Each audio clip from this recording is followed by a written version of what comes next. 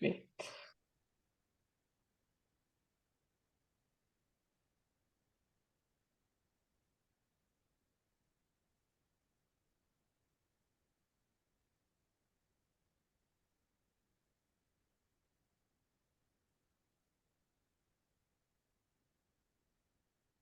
Right, hello everyone. Welcome to another webinar of Coffee with Gable. We'll let people trickle in.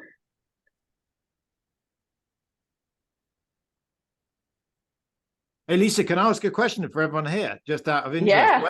Where's everyone based? So I'll go first. I am on Stanford campus. In fact, here you go. You can see a delivery drop. So there you go. That's what I am. I think just down the bay from you guys, but I'm intrigued where everyone else physically is. Why don't I popcorn it over to Cara? Do you want to go next? And we can just pass the parcel while we'll wait. Sure. I'm north of you. I'm in over the bridge in Marin. And I'm south of you, Kara. I'm in San Francisco. I'm in my home office.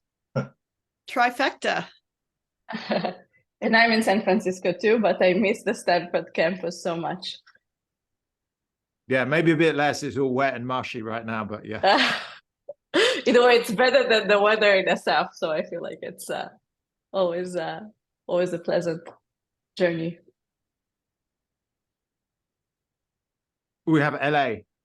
Oh, we England. have UK. Wow. UK, yeah, that this accent then is a bit more familiar to Poland. Poland.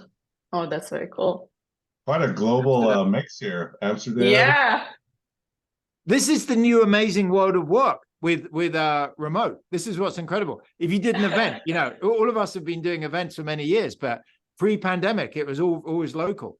And now it's become very international. It's amazing. And you'll get questions like, I'm in Bogota. And then, like, okay, that sounds exciting. Kosovo, Poland again, yeah. Wow.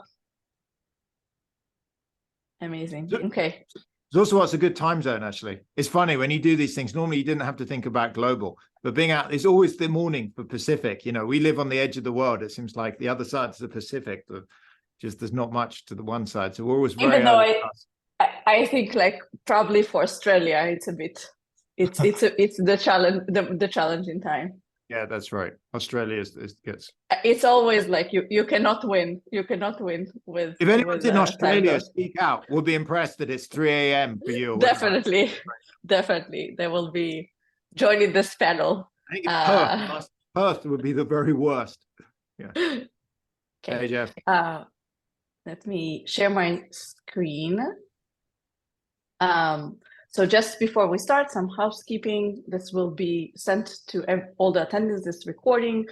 Make sure to change your Zoom chat settings to everyone if you want to ask questions or answer some comments.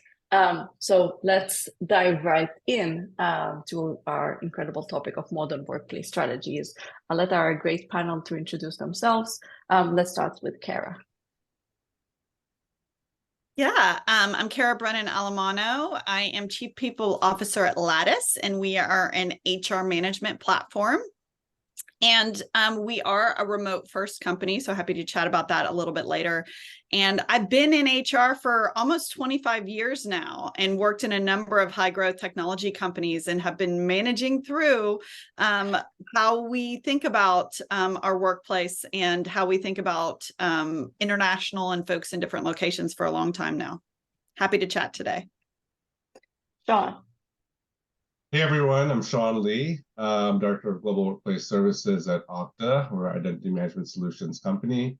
I direct the global real estate, strategic planning, design and construction, and sustainability teams in workplace. I've been with Okta for about 4 years now, so it's been really interesting for me seeing the evolution. I was pre-pandemic at Okta and seeing how Okta as a company has changed over these past 4 years. And Nick. I'm Nick Bloom. You can probably hear I was born in the UK, but I've been in America for 20 years. This accent never changes. Although lots of people around here seem to think I'm Australian, but yeah, so I'm happy with that either way. I've been working from home for 20 years. I have to say, until March 2020, it was not a topic of huge interest to most people. Although I did get to meet President Obama in 2014 on something, and then suddenly in the last 3.5 years, it's gone crazy. And Sean, Cara, and Lisa obviously know separately, actually, but it's nice to all be here together on the same podcast. Amazing. Great. So let's kick off with some, I would say, an icebreaker question. What is the best and worst thing about flexibility at work for your personality? And please, panelists, and of course, our audience, you're welcome to write your answers in the chat. I'll start. Personally, I think the biggest is eating close to basically the fact that I have a fridge and I'm working in the same location, and I also have like a bit of an ADD in terms of making sure to sit. So this is not the best combination, I would say. However, it does make me do some exercise from here to the fridge and back. I would say that's a plus and a minus for me. Nick, how about you? I think the best thing is obviously seeing family. It's been really great. I have my kids at home with me, and it's like, so they're not home right now. They're all at school and out of college, but that's been really fantastic. The worst thing is I'm in a room. This looks like an office, but actually there is an enormous bed. And whenever anyone comes to stay, I lose my home office. And the other day I had to take a call here, and like my parents were staying for Thanksgiving, and they were like walking. They were trying to do like pick up their luggage. But my mum didn't realize her head was like, it's like trying to stay below. But it was like, so yeah, the best and worst thing. You sometimes seem very unprofessional, but I think everyone accepts it. It is the world of working from home, that things happen in the background. Yeah, Nick, just to echo in on that, I think that the best thing for me, I have 2 young daughters, 1 and a 3-year-old. And it's great, being able to spend time with them as and when they're available, when they're not in school.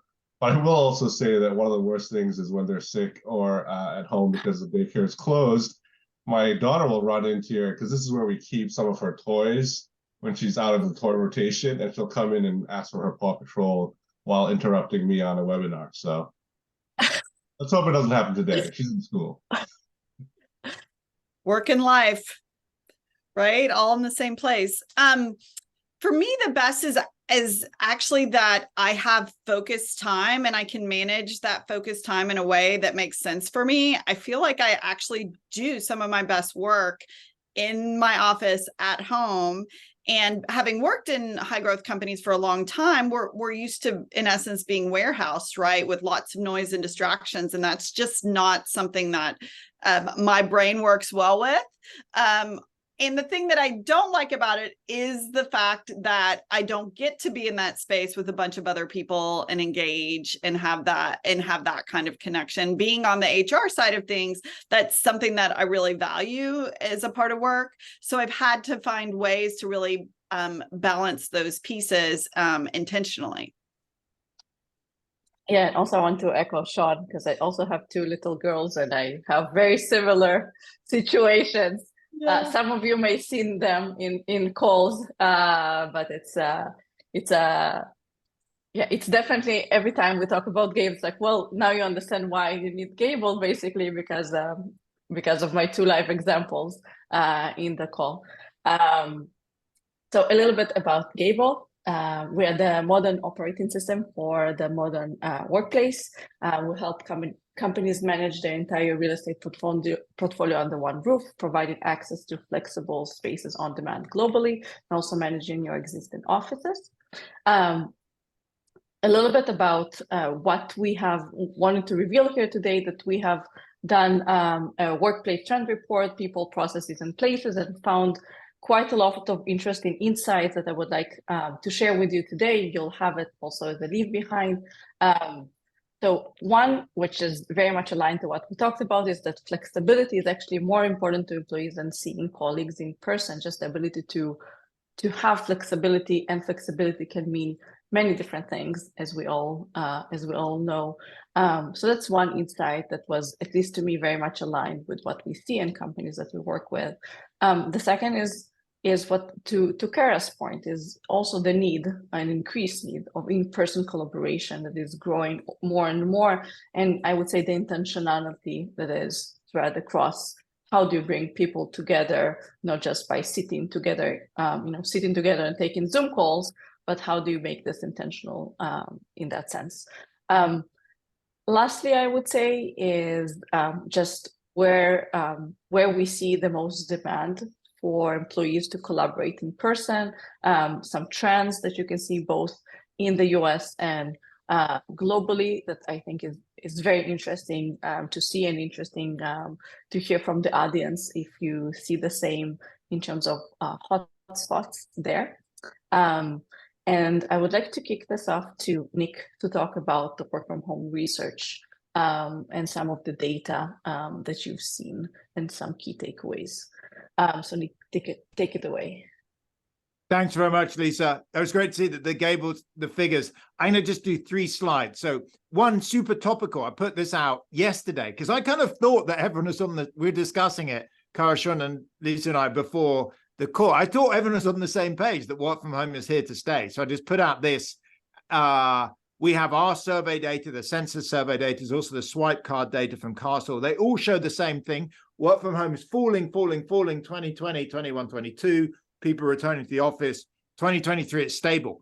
But there was, I put it on LinkedIn and Twitter, there's a huge amount of, I'd say, engagement, positive and negative. I talked to a lot of journalists yesterday and today. But yeah, I just don't see this as, I personally don't see this as controversial. This is the new normal. We're on a Nike swoosh. We've dropped, we're going to be flat, and it's going to start to pick up as technology improves.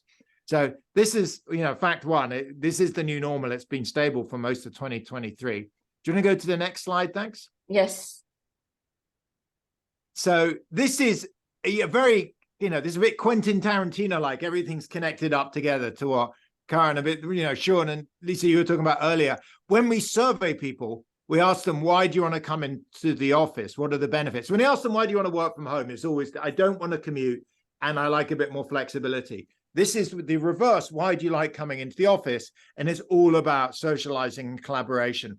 So I put this slide up because one of the big debates right now is this choice versus flexibility. So a lot of firms are saying we want employees back in, say, 3 days a week, but do we prescribe the day or do we let people choose? And this slide kind of nudges towards what I call coordination, either at team by team or at the whole firm level, because the reason people want to come in is basically see other people.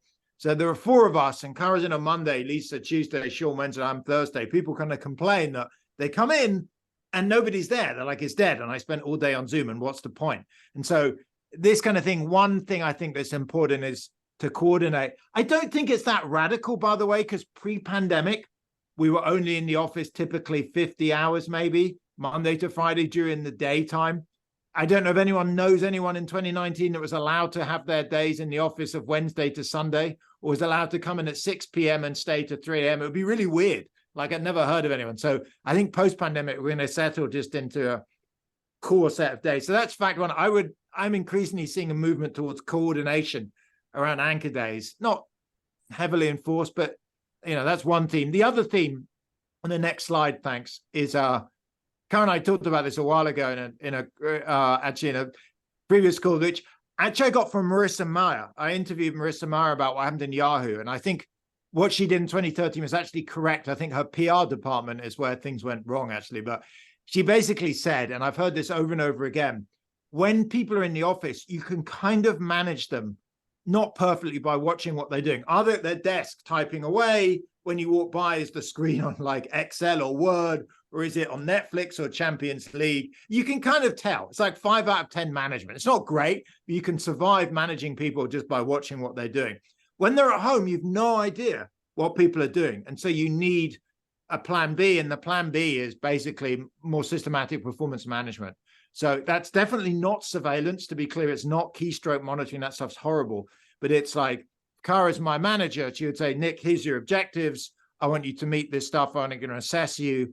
I used to work in McKinsey long ago, and we'd have reasonably regular performance reviews on different objectives. And so it's this. It's like, if you have people working from home, you need some way to manage them on outputs.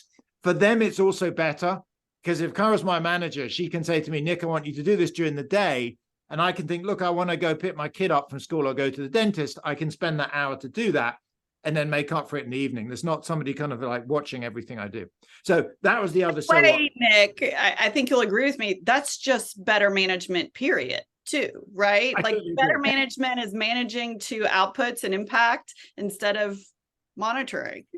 I 100% agree. Actually, I would have given this a 10 out of 10, and I'd have given watching inputs a 5 out of 10. The slide on the right is actually from a former. So Lisa is a Stanford MBA. It was from a former. I think it was a Sloan, actually. She was an exec at a big international retail bank, and she said, "This is how I evaluate employees." She said, "We're very systematic," and I was like, "Wow, that's impressive." So yeah, Cara, totally agreed. Totally aligned. We should have been doing this anyway. It's more like it's critical now rather than just valuable, which it was in 2019. Yeah, it's basically a forcing function, which I think By is the way, great. Cara, I released a fact now, actually. So when we were on the call, we were talking about, has HR become more important? I was just looking at the data, just pulling it together. If you look at top 5 execs in ExecuComp, the number that are HR, CHR, CPO is roughly doubled in the last 15 years. So it's clear that HR has become a relatively more important executive function in firms. This is an S&P. So, and the money is showing that. Is that what you're saying? The compensation is reflecting that at the top 5 level. Yeah, we actually we looked at who are the top 5 by comp, and the share that is HR has been is roughly. I'd share it to you after. So this is connected. I would love that. And I would love to have you write about that too, because it's definitely the world that I've seen from this side. And I'm optimistic because it shows like what we represent are the people in the business, right? So anytime there's more investment in that side of the business, I get excited. Time to ask for a raise, Cara. I'm just saying. They can show you some numbers. Exactly. Let's continue with a poll with our audience. What's your current workplace policy? And let's see if it's aligned with what the research say.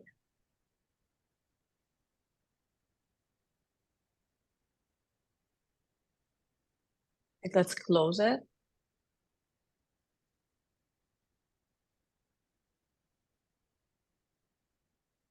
Okay, interesting. So a mix of remote, hybrid, and in office is number 1. Second is actually fully remote, very interesting to see, and hybrid variability. So again, all over the place and spectrum. Interesting to see we're still deciding. This is also an overarching theme of evolution and deciding. And this is basically what we've seen quite a lot in terms of strategy spectrum and where companies are, and they might shift, right? So maybe let's talk with Sean. Maybe if you mentioned that basically you started prior to COVID. I assume it was a different workplace strategy than it is now. So walk us through a little bit about that, the evolution and what's currently Okta's workplace strategy. Yeah, sure, absolutely. And so, pre-pandemic, I joined Okta in 2019. And so pre-pandemic, we were definitely more in office. I think our remote workforce might have been like 10% of the company at best. And, obviously through the pandemic, everybody kind of figured out how to work from home. And then post-pandemic, I think that's probably the most interesting, because right now, as we start seeing, more and more companies, mandating employees to kind of go back. The thing at Okta is that we've been one of our core values is empower your people. And at the leadership level, they've basically allowed for the different business units to figure out what works best for their businesses. So if it is more skewed towards in-office presence versus a remote environment or a hybrid situation, it's kind of like all over. So that 22% that you had there, I think, as the leader for a mix, is kind of how we are at Okta right now. Having said that, I think that as we start to evaluate next year and beyond, there is going to be a kind of shift in the hiring policy, because at the end of the day, the thing is your RTO policy has to be tied into your hiring policy. If you're hiring like all over remote and also expecting people to show up in the office, that's never going to work. No matter how much programs that you have or how nice of an office space is being designed, if they don't live near their peers and team members, they're not going to go into the office. There's no value. And so I think what we're seeing right now is that some of our teams are actually intentionally hiring more in the in-office locations, in locations that we already have offices, and expecting more of an in-office presence for some of our business units. Some of our other business units are still pretty remote first. So there's quite a spectrum at Okta, and I think that we're still kind of evolving it.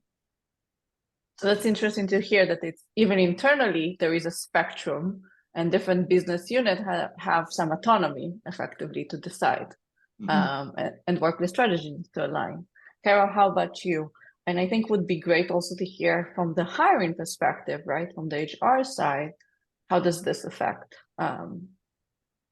Lattice? Yeah, and what I would say first is for me and how we've thought about it is at Lattice is about the commitment to the employee and the alignment with the business outcomes that we want to drive. And we are a global company. We have we serve every employee anywhere in the world. Our goal is to make work meaningful. So in terms of how do we align who we are with the type of hiring we're doing and where we're doing that, it aligns with the fact that we are a remote first company. Because we do believe that there's talent all over the world, and we want to be able to have those folks work internally. Also, from a DEIB perspective, it's really important to have those different perspectives within our employee base for the markets and the types of employees that we want to serve. So I think starting at that level and understanding strategically what's important to us is critical. Then going down a few levels, we have been remote first for the past few years, starting in during the pandemic, and also during a huge time of growth and maturation as a business, being a high growth startup. So we have been asking ourselves every 6 months or so, is this working? Is this the right way to go? And a couple of reflections and a couple of tweaks to this truly remote first model going into next year align more with where Sean is saying. 42% of our employees are outside of our hubs being San Francisco, New York, and London.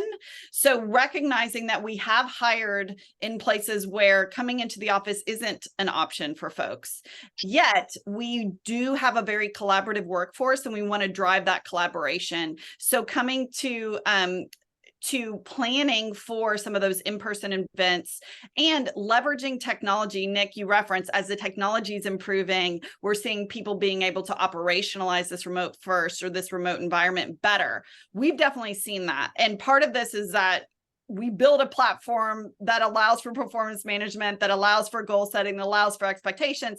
So honestly, I think we were ahead of the curve on that front in terms of being able to enable the type of management that we want within the org. That was really important to us. And we've seen the benefit of that as we've grown and scaled. But we also have a few groups that said, hey, being in the office a couple of days a week is important to us. And how we've uncovered this is through a few different ways. One is in the hiring process and when we brought on new teams or created new teams, we asked the question, what is the best way of working for this team? And we have that as a part of our HR business talent strategy, and our HR business partners work with the leaders on that front, because we do want to go into a hiring process with really clear expectations about what's going to work for this team. Now, we don't have any teams that are requiring folks to be in office because we are still remote first, but we've had really open conversations within those teams of what it looks like for this team to work best together. And sometimes the team will opt in, those individuals will opt into a weekly day, or that manager will work with the team members to say, hey, coming in once or twice a week is going to help us achieve our goals. So coming in with that type of empowerment and enablement has worked for us. And the final piece is we have a tool that is a team agreements or a team charter, where we go through with the team members and we say, what is your best work style? What are your best working hours? You're all over the world. How do we get to the outcomes that we want to drive? How do we achieve our goals as a team? And I think having that kind of formal structure around these conversations has also driven our ability to be remote first and still hit our goals consistently. And It's interesting, at least for me, what I hear about how you talk about your workplace strategy. It's a lot of a bottoms up approach in a sense. It seems like, and question here, and it was actually part of a question from the audience. How much is it a top down approach of this is basically we are hybrid, we're in office versus this is what we see that works best for our employees. I speak with a lot of, as you can assume, a lot of workplace HR leaders, and some of them say, well, if it's up to my CEO, we will all be in the office every day. So how does it work in your companies? And also, Nick, would love to hear, how does it tie to the data of strategy? Like, is it the top down or bottoms up? Sean, let's start with you. Yeah, thanks. I think it's both, really. You kind of have to approach it both ways. And Kara, a couple of things that you had mentioned that kind of really resonated. Nick, you had also brought this up earlier about anchor days, and that's definitely something that we're doing at Okta. I'm part of the People and Places team, and so we're actually trialing this out right now, where we anchor a couple of days in a month for the People and Places team to kind of get together and collaborate on site. And so I think it's really key to have those type of anchor days in whatever subset of group and team that you're in, to help to make meaningful connections while in the office. So that's one thing. The other thing, Kara, that you had mentioned earlier was the performance management aspect of having the it's basically good management, good leadership, essentially, on managing people through their outputs as opposed to the inputs. And I think it is definitely something that leaders and managers are trying to work through, because it's not a intrinsic skill, or I don't think that a lot of companies necessarily train their managers on that. And so I think we're Okta as a company is still maturing, and I think it's a process that we're going through. I'm sure a lot of other companies are also in that process of getting through that hurdle of being more output focused as opposed to the inputs. So Lisa, sorry, back to the question that you had earlier. Could you repeat the question, actually? Yeah, basically, is it more top-down approach? Let's, have hybrid, let's focus on, as you mentioned, like even the hiring strategy of local, hiring close to specific location. Is it a top-down approach of like, we want to have people more in the office, or this is more of, this is what we think is the best for the business as, employees themselves? Yeah, so like I said, it is a bit of both. I think you do have to understand, we're all data-driven people and companies, and so I think the bottoms-up approach is useful to understand where the data lies. Ultimately, I think decision leaders at the top still kind of set the tone for whatever business units that they're leading. So in Okta's case, I think it really is a bit of both, where they are interested to know from a bottoms-up approach what makes the most sense for the businesses, what outcomes we're trying to achieve by whichever style, hybrid, remote, work from home. And so I think that's a combination. And then ultimately, at the end of the day, like I said, because of how we've empowered our people, business leaders for particular business units are allowed to make that kind of decision for their businesses. Thank you, Sean. Kara, how about you? I believe that in my experience, it's been both, but not both in terms of grand announcements or ultimate policy decisions. I did this both at Udemy and now at Lattice. The infrastructure that you build will also help drive the decision-making around some of these choices, right? So where you have your offices and versus where you don't have offices is going to determine what choices are available to you, what the universe of options there are. We have Gable at Lattice now, and so our ability to bring people together in lots of different locations has created a different decision set for the company and our leaders as we move forward. So on one hand, we haven't had a grand announcement from the top saying this is what each team must do, but we have built these structures internally that enable and move people in certain directions that we think are best for the company and best align with the strategy that we want to accomplish. And Nick, what do you think in terms of what do you see? Is it mostly coming from like the data that you collect, or is it mostly coming from a top-down approach, or vice versa? Yeah, so I'm very aligned with Sean and Cara. So when we've surveyed US companies, you see, roughly speaking, of larger firms, this is like 100 plus, around a third are top down. So I think Disney said you come in Monday, Tuesday, Wednesday, Thursday, work from home Friday, and 2/3, not so much bottom up, but kind of group by group. So whoever you work with. And so Stanford's like that. Each group is told, look, you want people in 3 days a week, you pick the days. Turns out, interesting, I'll give you one example of where it's not obvious. In economics, I'm in the economics department, and they have one common day. Everyone comes in on Wednesday, but then the 2 other days they rota because you need to have some people on site every day. So, you know, it depends on the function. I spoke to the law department of a big firm, and they say we explicitly come in on different days because if there's a disaster, somebody needs to be there with legal skills to deal with it on the go. So it actually depends. Whereas other people say, look, the key thing to come in is to be there together. Therefore, we fix the same day. So not surprisingly, it's more group by group or division by division. Mm-hmm. Mm-hmm. And another thing to add with the team days and the anchoring is actually the physical constraints of the real estate of where they're meeting and the amenity spaces. So, I mean, we can't obviously be building real estate that accommodates everybody. So we kind of have to be in a like 2-to-1 ratio or something of that sort where, you know, and that's how we kind of manage in some of our smaller offices and letting teams know that, oh, you guys have to come in on these days so we can spread the work, spread the load of the office over the course of the week. And I think part of it is also like you don't want to have a 1-to-1 ratio right now of an office. It doesn't make sense because most of the time it will be empty, right? So Sean, part of what you said is data, right? Like what data are you looking at in terms of utilization, or what data do you need in order to make decisions, right? Both in terms of the places piece and moreover, and I think that's probably what you would look from the people side, what HR data do you need to make that decision? Yeah, great. And so utilization obviously is going to be key. Headcount projections is also going to be the tricky one for long-term planning, because obviously from a real estate perspective, we're not planning out 1-2 years. It's usually a 5-year deal.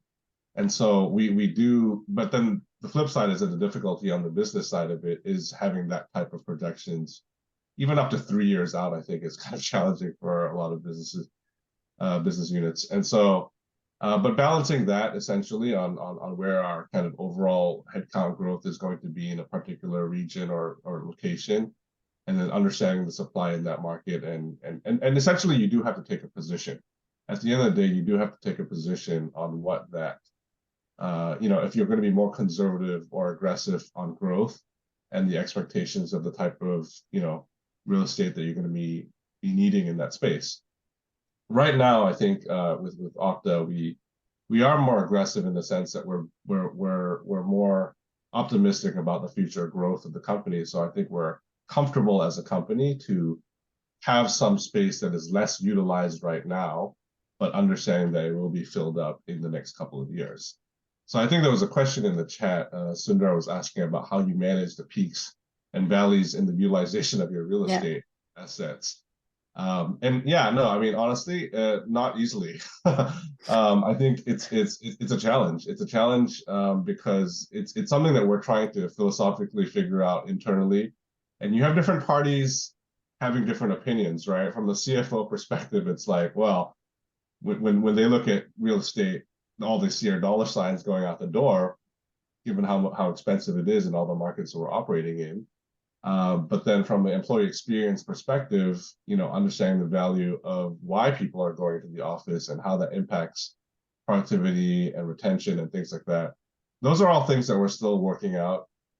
And actually, one of my goals for next year is to start working on a metric that we can use to help tie in employee experience, retention, etc., to utilization, and so that we could kind of, I'm not going to say justify, but sort of semi-justify our real estate costs, because I don't think that utilization alone as a metric is really the right metric that we should be using to evaluate the importance of the real estate. Sean, Sarah, what do you think? Yeah, a couple things. One is definitely hear what you're saying. And in terms of, we actually have that. So we have pulse surveys that are part of our platform, and we're able to see employee sentiment by location, right? And when people are in the office. So we have cross-referenced that, and it's very interesting to see the level of engagement based on where people are located and how often they're getting together. The other thing is culturally, we have seen distinct differences. I'd be interested to hear, Nick, if you've asked these types of questions in any of your research, that based on locations and sort of cultural expectations for the different teams that we've had, I've seen this in other locations as well, the desire and actually value for folks to be in person varies. And when I'm speaking, I'm saying globally, right? So we see some differences from that perspective as well. So it's interesting. The other thing I wanted to point out is what I know from talking to other CHROs as well, and we're just now, many of us going through our planning processes, Sean, or updating the plans that we had this time last year for another 3 to 5 year planning process. This is the first year out post-pandemic, and it's happening literally right now, Q4, where we feel like we are beginning to get a handle on what the true future of work looks like, and what those budgets look like, and what the plans feel more real in terms of headcount and real estate. So I think a lot of what happened the last couple of years was a lot of conjecture and quite literally sort of like, sure, I'll commit to this. Nick, and it's fascinating because it really aligns what you were saying about putting it out there, like, this is what's happening, people. This is it. There's a commit here. We're actually formalizing those plans and committing to boards of directors and really exercising these things throughout our businesses. So I think we're going to see a lot more stability in some of these choices going forward. And I think we're going to see a lot of activation around, people have been, I know there was a question, I think from Marcus, about how do you fold in a talent strategy around going to lower cost regions for talent and all that piece. I think before there just wasn't as much capability around that because people weren't sure where they were going. I think what's happening now and into the next 3 to 5 years are people are really activating that. And just fundamentally what I know is executives are handed budgets, and they're going to be making calls for where they hire people if they have the flexibility, and they will be making those trade-offs between lower cost potentially compensation areas and then higher cost compensation areas, considering things like going into the office and travel that needs to happen to keep people coordinated. I was going to make a point. It related discussion earlier. What's fascinating is, well, you know, the HR is becoming really critical in real estate. So if you go back to 2019, who was making real estate decisions in companies? Typically, the head of real estate answered to the CFO. It's all about lease lengths and, you know, points on spreads on interest rates and credit ratings, et cetera, et cetera. 2023, it's totally different. Now it's a discussion very tightly held with HR and with CEOs about, are we going to be hybrid, which days? Coming back to Sean, if you want to reduce space occupancy, someone at the top has to do what we do for teaching rooms and say, team A, you're going to come in Monday, Tuesday, Wednesday, team B, Tuesday, Wednesday, Thursday. There are ups and downsides to that, but that is much more of a strategy and HR decision that totally feeds into real estate. You know, for Lisa, you know, Gable, you know, in terms of office bookings now increasingly a discussion. I think that it's a CHR thing, and it's why CHR as folks are moving up in terms of importance within companies, because this is something from CFO much more to sit underneath them. Actually, there are several companies I talked to that have literally taken the person, their line of reporting, and added it to the CHR for real estate folks. Yeah, and I think that also leads to, like, ties to Sean's point that utilization is probably not the metric to look at, in a sense. This is not if you have 50% or 70% or 30% doesn't mean anything, almost anything about, the satisfaction of your employees. So a question to the forum, what are the metrics that you're looking at? Or what metrics should we be looking at moving forward? And I think it's a hard question because part of it is data that you might not have, but how do you envision the future of employee satisfaction, utilization, and so on? Kara, maybe start with you. Yeah, most definitely. And as mentioned, this is, we do have this at Lattice and it is part of our platform. And it is really important, I think, to understand what is working and what isn't. And part of this is employee sentiment and employee engagement. The other part is understanding from a goals perspective, what teams are accomplishing their goals, what teams are having impact. And if we haven't been held accountable from the CPO seat for this to date, this is definitely what I expect, again, the next 2 to 3 years to be demanding of us, because this is now core to our business. And it's, as Nick said, there's a reason that we're aligning this location strategy with talent strategies, because we understand that they're really connected, and we're already starting to see that in the data. And Sean, from your perspective, like what information, what data are you looking for, or insights from your HR and people counterparts? Yeah, I mean, like I said, the headcount part of it, I think, is going to be key, but also what we're calling our in-office cadence, right? So depending on the business leaders, if they are expecting, people to be coming in 3 or 4 or 5 days a week or whatever, then that's what we need to do to help us plan what that ratio, if it's a 1 to 2 or more, to identify our real estate footprint in a given location. So I think it's a combination, right? It's going to be that. But I will also say that, having a platform like Gable is really helpful as we start to plan out these sites that we don't have a huge employee population in, to have the flexibility to basically slowly scale and have a kind of a foot in the door, if you will, to a given location by having something like that for employees to gather, but without the huge commitment that you would typically have with a traditional lease. So it's a combination of those type of metrics and data that we can get from HR. And Kara, what do you see as a success? Like what to you is a successful, engaged workforce? What are the key KPIs you're looking at? We actually have a full set of drivers that are aligned with what our engagement score is as a company. Some of those contributions is definitely on the sentiment side, which is about a sense of belonging, feeling you're able to do your best work, that you are connected to the vision and mission of the business. And then there are definitely some other pieces that are more aligned with business strategy outcomes, and that people understand the goals of the business and are able to consistently achieve those goals in their role. So those are the meta pieces that we look at, making sure people can do their best work and can deliver against the business outcomes that we want to drive as an organization. The context for all of that is the day-to-day work, the employee experience. And what we've done or in the process of doing right now is mapping what that employee experience looks like and measuring at each milestone, and then doing that based on location and based on the type of employee experience we have.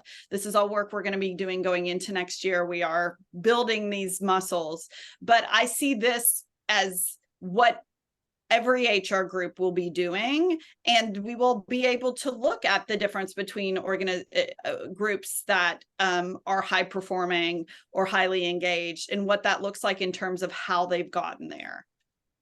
Amazing. To wrap this up, Nick, final question to you. In terms of, I would say, we talked a lot about, the last years of ambiguity, but you have a firm stance on what the future looks like, basically, and we see this in the data. But but what the data shows on the upcoming 3 to 5 years in future of work. Great. So I wish I had data. I can give you some theory. Theory would good. No. I'll give you extrapolation. So if you go we have, oddly enough, work from home data back to 1965. Like, I mean, who was working from home in 1965? It's like 0.3% Wow. of day, farmers or something. But if you look at it from 65 to 2019, it's doubling roughly every 15 years. But it starts from such a low base that in 2019 is only about 7%. There's this jump return. I think we're in this like Nike swoosh. We've dropped, we're flat. In the next couple of years, we're going to start to return to the long run trend, which is climb upwards. And that's driven by technology. I mean, technology is everything in the long run. So what we're on now, Zoom, without the cloud, this wasn't possible. And in fact, without laptops, none of us were able to do this. So if you look 5 years from now, we'll have much better screens, better audio visual, maybe holographs, virtual reality.